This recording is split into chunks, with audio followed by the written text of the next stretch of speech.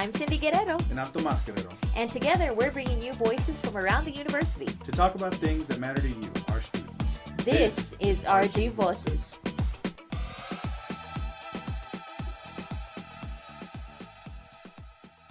All right, so we're here with Thomas De La Cruz. He's a fellow coworker of ours.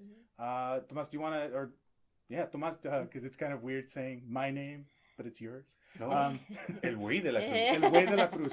So we're here with El Güey de la Cruz. No, so can you tell us a little bit about what you want to talk to us about?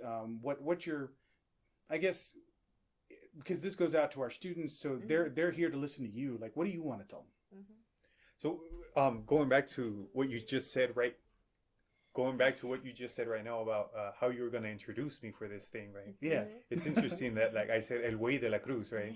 And you were like, no, bro, right? And then when you asked me, I go, El Güey de la Cruz. Right. Because, like, that's language, right? That's the way we use language. Yeah. And it's fairly accurate, que soy un güey de la Cruz. Right. But Güey de la Cruz, we're English teachers. We're supposed to speak properly. And I just messed that up too. So speak properly. Get out of here. Oh, no, I failed. I know. Okay, so I know this must be kind of, it's a very confusing topic when I tell my students, like, you know, if you give a perfect English speech to somebody who only speaks Spanish, is it still rhetorically effective? No. Like, well, then why would you do it? So, and they still get kind of confused about that. So how do you approach that? Like, what do you normally tell students? Well, that I try to, like, deconstruct this idea of proper, right? So this proper language, what is that? And I always do it in quotation, right? And I always challenge them with like, when is it proper, when isn't it proper, or what's proper and who gets to decide this thing, right? They're like, well, proper is English, and then proper is formal, and proper is, you know, well, we have to use big words, and you know, and it's like, so who taught you all these things, right? And this is usually the time we're in the class we're doing a sponsor to literacy. It's like, who's proper? Do you speak properly at home, right? Or on text? And they're like, oh, that's not proper, right? So it's always like proper, like, so starting this conversation of what is proper language, and finally getting them to understand that proper language is situational, right? So it depends contextual. On who, contextual, right? Depends on who you're with. If I speak, like you said, English, right? Perfect, and quote even unquote. that, quote unquote, perfect English, to my homeboys in the hood, right? And this is all honesty, like, like I go back to La Colonia where I grew up, and you know, like what are you talking about, right? Right? And that's not proper in that situation, right? Or in that context. So I push them to understand that we define proper as academic English, and even then English language, right? Right. And who gave us those ideas? Ideas are teachers, right? Teachers just reinforcing this is the way you're supposed to speak. This is proper speaking. And if you dare even question, well, where did you learn that from? They go, don't question me.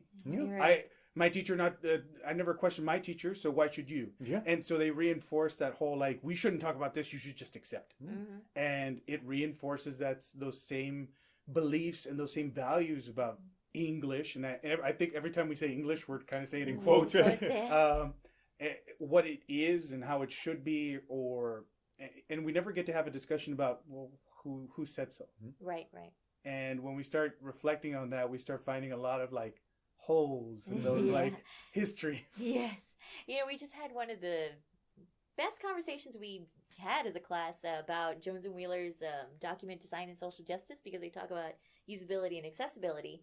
And they asked me a lot of questions about, like, how do I know if my thing is usable and accessible? And it's usually, well, it has to be proper for the situation, not proper for the people that are just easy to be appealed to. You know, usually and I put in quotes also, the normative sort of audience, which is well educated, usually English speakers in this country, usually wealthy, able-bodied, and that's just unfair, because then you kind of ignore a lot of people that do deserve to have this information shared to them in a way that is proper for them. So it's not, you don't have usability and accessibility in a thing that you're designing just for that perfect audience. You need to consider all other kinds of audiences. And they were like, oh, okay. Yeah. And they were really, really engaged in that. So I think connecting that back to the idea of proper really does help them understand that proper is very subjective, I would say.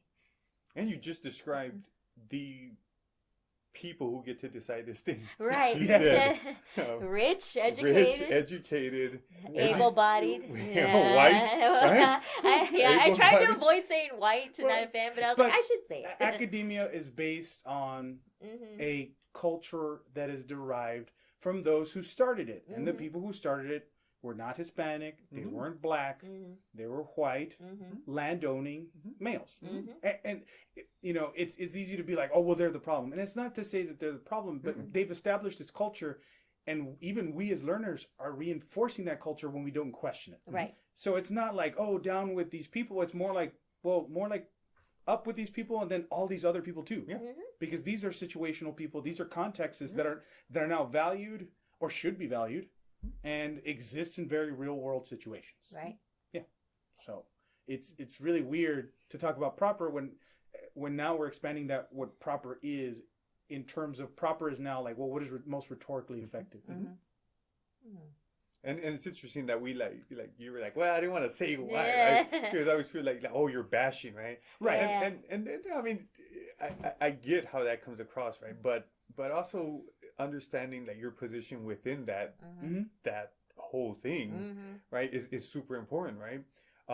There's writers that talk about this all the time. Cristina Cedillo talks about it. Gloria Saldúa famously talks about it. Silvio Cisneros famously talks about it, right? How they got to university and they're like, wait a minute, nobody sounds like me. None of the people that I read sound like me. No one has my last name, right? Right. And recognizing that your position within this thing isn't to try to like make you feel like crap or try to victimize or whatever, but it's to try to hey, this is how your voice can be unique in this situation. This is how you can add to this type of language, right? Yeah. And why your language is valid. Right. I try to tell my students, you know, your voice has been subdued long enough. Now let's see what it sounds like. And they struggle so hard with that. And I ask them about Gloria Anzaldúa. And I was like, you guys know who she is? I'll maybe get one person who's like, I think I've heard her name before. And there's literally like a quote in my classroom of her. And I'm like, You're upstairs in the third floor. Yeah. Over there. Yeah. And I'm like, you know, she got famous by going against it. Or I shouldn't say she wanted to get famous because she went against the grain. She went against the grain because nobody else sounded like her. Absolutely. And whether they know it or not, you know, she is a representative of us. And we need more representatives of us. And I was, as part of a class I am taking, there was a lot of people talking about even creative writing and how there are voices that are still being marginalized because they like to believe, oh, no, well, this creative writing goes beyond race. Yeah. Right. They have this attitude. And a lot of the authors that I read about were like, no, yeah, right. I you know, there's a lot of authors who are talking about like, well, what about my experiences? Like, oh, well, we don't talk about that anymore. Like, it's not valued because we go beyond that, and it's a lie. You know, whose creative writing are we reading? Whose creative writing are we reinforcing? What type of readings are we doing in class? Like, who are we reading? And they're reinforcing these concepts either, you know, very overtly or subvertly, but they are. And even by being chosen, like even that in of itself sends a message over what we're valuing. Yes. Yeah. If I pick to read several famous authors, all white, I'll talk about the white protagonists in these books, and then I ignore several potential authors who we could have been talking about that are more representative of our culture. I'm saying I value that more than them, and we're perpetuating the same thing. And it kind of goes back to what we're talking about, proper English. Who gets to decide that? So, and one of the counter arguments I get all the time is that leave politics out of education, right? Like, and Bell Hooks destroys that idea. She's like, What? How? How do you leave politics out of this? When you're winning. Yeah, right. Especially when you're winning, we don't want to talk about that because you don't want to fight, because then that means you have to understand where your position is. Yeah. But yeah, you were saying. She says, politics. Politics. I mean, if we define like politics as like policies or procedures set in place to govern a group of people, right? Right. Right. Yeah, politics happens all the time. That's true. Right. The way they test us for intelligence, right? The standard, the canons of literature in this country, right? Yeah. Those are all political, right? We're putting policies in place to govern these schools, these institutions, right? To teach what we want them to teach, right? What we've established are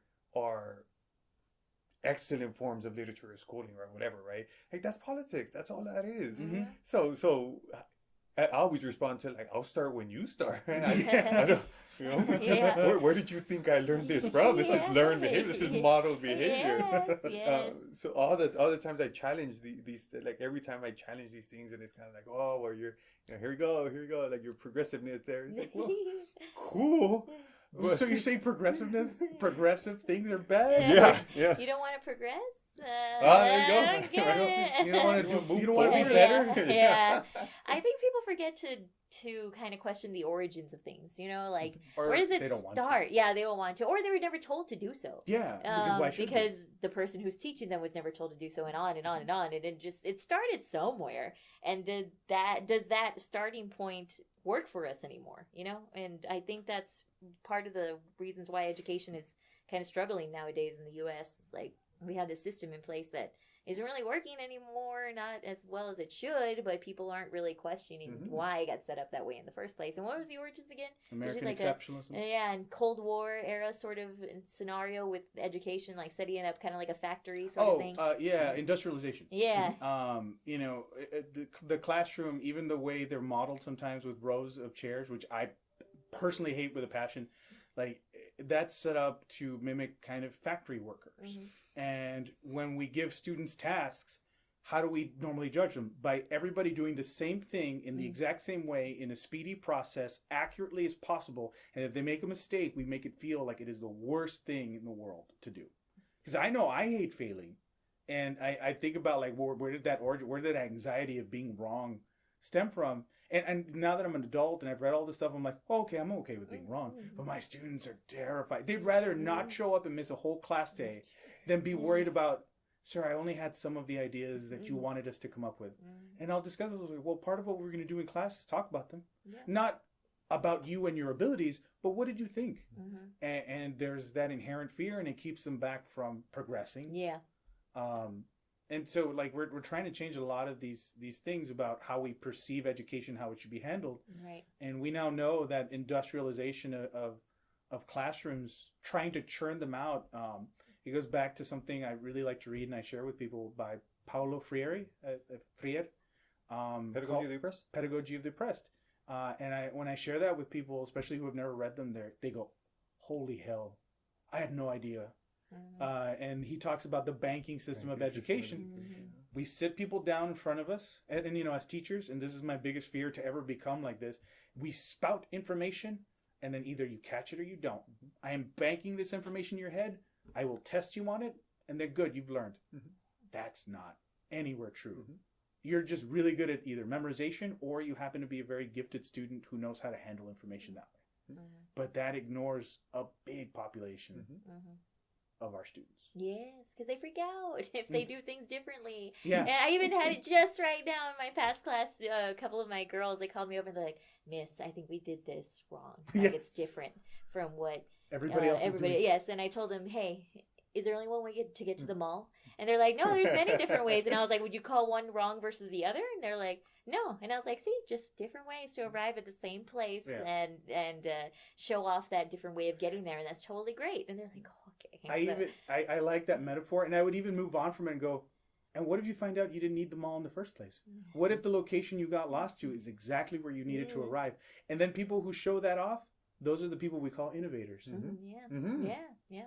They're the ones who thought of the same idea and the same goal, but said, I'm going to get there a different way, and I'm going to I'm going to even show you why you don't even need it. Yeah, and all of a sudden the idea of proper changes. Yeah, absolutely. Yeah. So there is no proper. Or there is proper. There's so many different propers. Situational, contextual, proper. Whoa. Like, between the three of us, like, we'll talk shit all the time. Like, but, you know, even right now in this podcast, we're like, okay, but it is, like, students are listening to this. Yeah. So we are trying to model a little bit, but also trying to be, you know, who we are normally. Absolutely. So, you know, contextually, the way we're conversing, that's the way we would naturally sound. Yeah. So it's all about context. Oh yeah. I love doing this too with my students when they come up to me and say, "Hey, I'm nervous about my paper. I don't know. Like, is this right?" And like they'll show me like their introduction. I go, "Oh." They'll be like, "What do you mean?" I go, "I don't know if it's right." And then they're like, "Oh, but I was like, I'm gonna give you feedback on it." And like, "Well, no. Before you give me feedback, like tell me right." Like, it's interesting that when they turn it in, my students, because I let my students turn it in, much like you all do. My students turn it in, then I give them feedback, and they do another draft or whatever. Yeah. But before they submit that thing, right, they want to make sure it's right, and you know, so they show it to me, and I'm not saying that I don't like. Oh, I'm ignoring what you're saying, right? Yeah. But like I'll be it would be a workshop day, or they'll be doing something else, and I'm like, no, that's not what we're doing right now. Right? Show it to your peers. I want you to get peer feedback, whatever. But they freak out when I was like, I don't know. I don't know. I'll check when I read it. If you know, if I feel, right, because that's another thing I talked to them about, subjectivity. Feedback, right? If I feel that this was done effectively, then I'll tell you. If not, then you know you messed up. And then they'll be like, sir, no, I can't. Like, I don't want to fail. It's like they equivocate failing with messing up. And, and there's I do see that inherent fear of feedback. Oh yeah. Like they think that my feedback is going to be either I go, hey, you did a really good job, you know, kiss your boots, or I'm going to destroy you and pull you apart and make you feel like you don't deserve any amount of self-worth. Right. And they see it as like that black or white situation. And that's not how it works. No.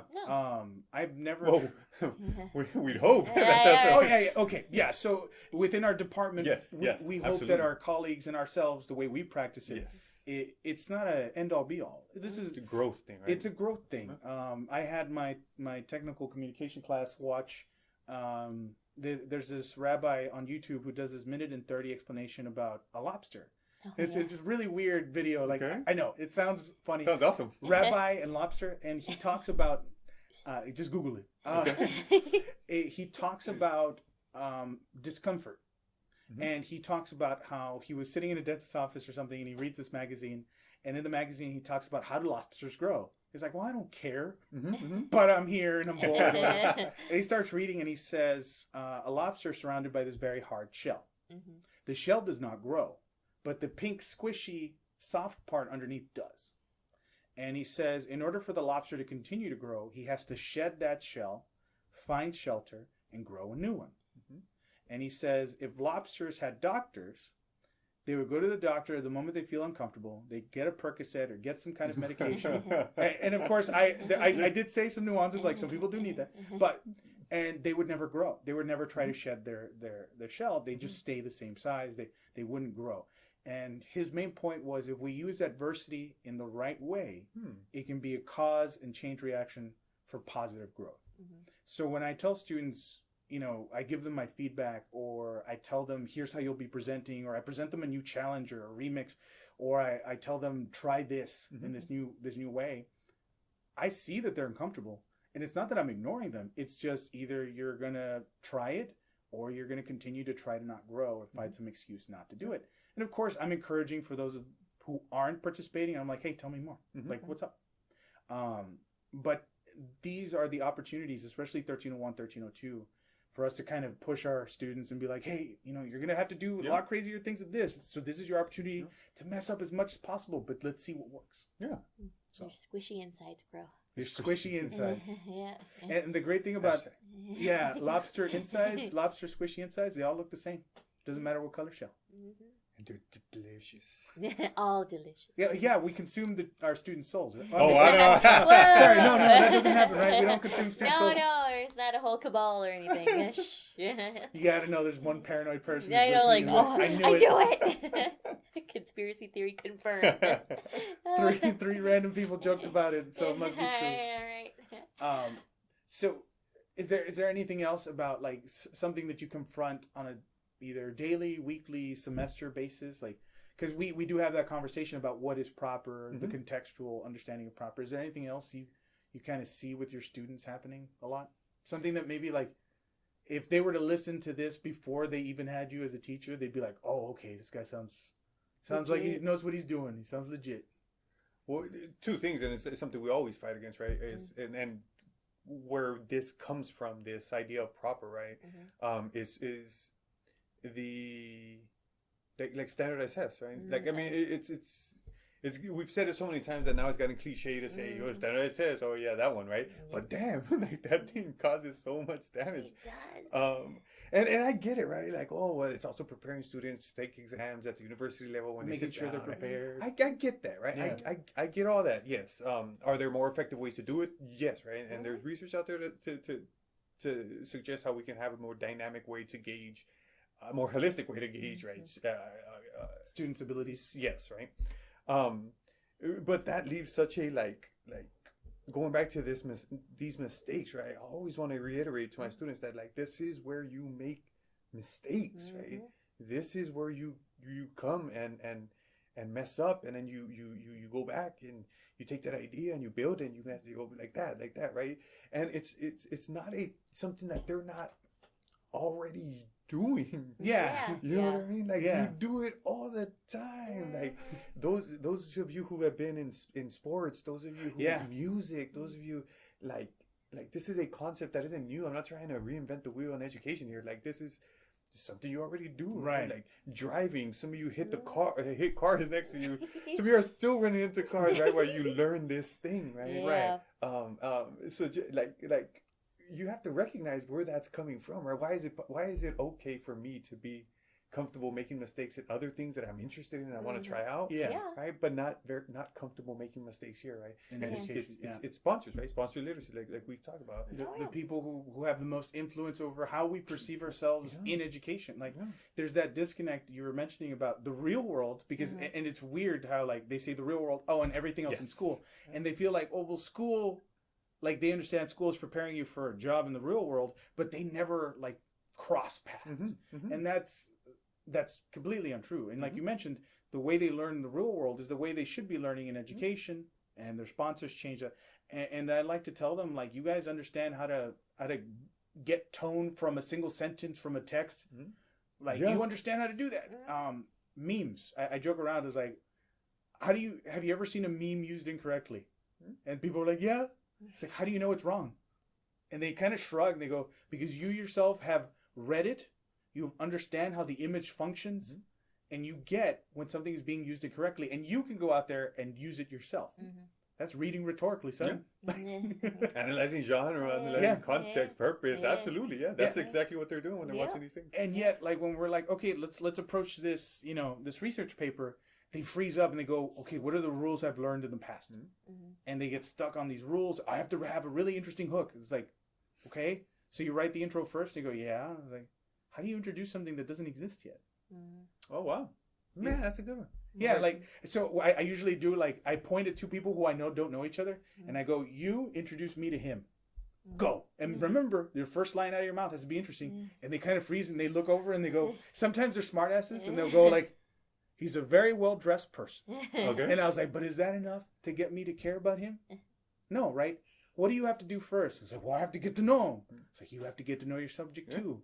Then once you have that body, write the introduction. Why you got to start with the top? But again, standardized tests teach you one shot, one go. So you have to do the intro first. They're basically one shot, one go. Damn. They're basically making you put the cart before the horse. And then they're going, drive it now. And they come to college with that same idea. I have to write the intro first, and it has to be good. Everything has to be perfect. It has to be perfect the first time, which is why they ask feedback from you, even though feedback is supposed to be part of the process, not the end all be all. That one shot, one go. You know? Yeah. All these things imply that proper is perfection. Yeah. Yes. That's true. Which is weird because what is perfect? You know? I mean, aside from us. I know, That right? is true. Duh. No, that we're We'll absolutely attach kidding. our pictures to this so you can see. No, For sure. I'm just gonna Photoshop me onto like somebody else, onto your buddy. Good. Man, that's super interesting, right? Proper being perfection. If the students were perfect, right? Mm-hmm. They Why wouldn't would they need be us. there? Yeah. Yeah. Why would they be there? They'd be like, I don't want a perfect student. That'd be so annoying. For them, right? What I would do is like, shit. If you already know everything I'm talking about, help me grade papers. Yeah. Help me give for feedback. real. Not grade. I should have rephrased it, but like, help me give feedback. Yeah. Help me get these people on a level that is beyond where they're at right now. Yeah. And notice I didn't say our level. Yeah, That yeah. implies like we are at a perfection. Yeah. We are not. We struggle just as much as they do when we write stuff. Yeah. Like even coming up with this podcast idea, like we struggled. Like we were like, what do we talk about? Mm-hmm. How do we sound? Like what do we do? Like all of that could have easily stopped us, and we could have gone, I'm not gonna try it. Yeah. Mejor no. Yeah. Mejor no. Because then I sound dumb. And then I'm like, well, you know what? Like I've had a lot of moments in class where I sound dumb, but people remember the things that I say and they put it into practice. So is sounding dumb the worst thing I can do? No. That's the thing that they remember the most. And Yeah. like today I wore it's near Halloween when this was recorded. I wore a costume and I gave them a challenge where I was a corrupt judge and they had to defend a villain from me. And they had a lot of fun. Like, and it was silly, but you know, we brought it back to ethos, pathos, and logos. Like what works against this type of judge? Like what are we arguing for? And it was silly. I like that idea. I'll tell you more about it after the podcast. But it was silly, but it had impact in the sense that they were now putting into practice in a what's it called? Like there's no non-consequential way. Like if they failed at defending the defendant Freddy Krueger, who cares? It's Freddy Krueger. Yeah. Right? Se muera el güey. But they still got to practice those rhetorical skills against an opposing audience, and so there was that action of like, well, what is the most proper way to speak to this judge to get him to believe what I'm trying to say? Right. So, but I'll tell you more about that. Yeah. So, any other thoughts you have about our topic? Because normally what we do is we end the podcast with one final thought from our guests. Like any last words that you have for people who might not be taking our classes. Maybe they won't get a chance to take any of us. But is there anything you want to, like some kind of parting wisdom or final thoughts you have for them? Que te vaya bien. Órale. Learning or challenging this idea of proper language, proper whatever, right? And go so we organically worked our way from proper to mistakes, right? Because like they're so connected, right, between those two. When we try to be proper, when we try to be proper, right, like in our writing and stuff like that, we view anything that's not proper mistakes, right? In certain areas, and in certain areas they can be. Like I get that, right? Like when you're writing, like there is the genre of academic paper does rely on certain characteristics. I get that, right? I get that. That's a genre contextual thing. Yes. Right. So I lost my train of thought. Whatever, right? What I'm trying to say we is organically went from talking language about to mistake. Okay, right? So even as an instructor trying to not make mistakes in class, ironically, like I make so many mistakes, like throughout the semester. Me too. Yeah. Wow. Like my students that have me at 9:30 in the morning. Oh, God bless them. I'm You know so what I mean? sorry. Oh, guinea pigs. Yes, right. Because like if you have me, like if you're the last class that week that I teach, right? That's it. I figured it out, right? I figured it out, right? My poor morning class is gonna be so mad at me. So yeah. So I make, like, if we're talking like oh, this is a place to make mistakes, right? Well, this is a place to learn from those mistakes and be able to learn from the mistakes, right? And that you take on if you learn that throughout the university, that's what they pay you for. You know what I mean? You know that employers pay for your ability to revise ideas and to get better at this thing, right? Yeah, that's what you get paid for. Because nobody asks you to create the iPod the first shot. Yes. Yeah. And just be perfect. Like you might have the idea, and then the first model is just crap. That's okay, because you are now reaching for something. You're now trying to get to that destination through a different route, and that's the point. Is for you to try. Yeah. Just try. Just try. It'll be okay. Right? Yeah, we try. El Güey de la Cruz says. El Güey de la Cruz says just try. Because even in the university setting, El Güey de la Cruz is a proper way to communicate. It is. Could in the context, that makes sense. I can't wait till you start getting emails. Hey, wait. El Güey de la Cruz. Different contextual context, right? And then Love it. That's interesting. Eschew those heteronormative aspects. Right. Yay, we win. All right. Well, thank you so much for joining us. For the conversation. Really it was appreciate it. awesome.